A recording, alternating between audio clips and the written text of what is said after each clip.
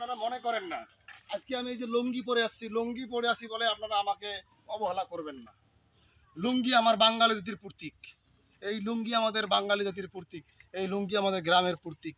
আপনারা এই লুঙ্গিটাকে আছে বলে আপনারা অবহেলা করবেন না। প্যান্ট শার্ট পরা টাই পরা মানুষরা ভালো নয়।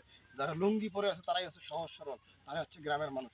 যারা শহর থেকে আসে তারা টাই পরে, ক্যাপ পরে, চশমা পরে, এই যে এরকম চশমা লাগায় আপনারা দেখতেছেন।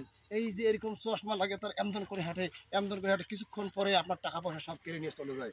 কিন্তু আমার মতো এই গ্রামের সহজ সরল মানুষগুলো সবসময় মানুষের জন্য কাঁদে, মানুষের জন্য কাজ করে, মানুষের জন্য হাসে।